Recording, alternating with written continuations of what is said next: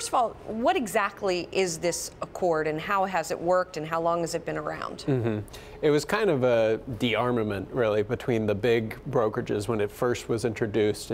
We all hire from each other, and we're not going to tie all these financial advisors up in lawsuits over poaching clients and taking clients from one place to another. So it really allowed the free movement of advisors between these big firms. But what has happened over time is, in the last few years, a lot of the big firms have scaled back their outside hiring. They've found it cheaper to hire young employers and groom them.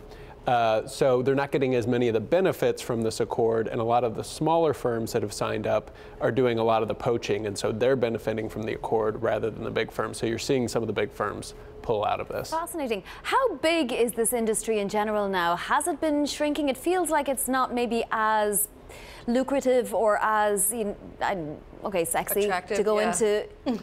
Well, I think it depends on which segment of the market you're in. It's the high end of this market, serving the ultra elite is very attractive, and you have a lot of firms competing for those very high end clients. In the middle market, your typical wealthy individual, you're seeing a lot of competition, whether it's from independent advisors or from these new upstarts that are the robo-advisors and passive ETFs, people kind of managing their own money.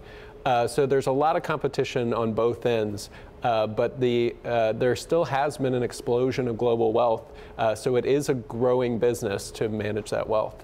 Now, Morgan Stanley just pulled out in October. UBS is doing it now.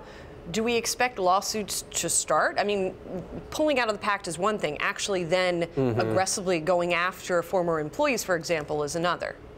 Yeah, I mean, it gives them that option. Did it used to be like that? Was there a lot of sort of there was more suing, so it's something certainly that we'll be watching to see, especially as some of these independent advisory firms try to poach from the bigger shops, whether there will be more suits or arbitrations over these exit agreements.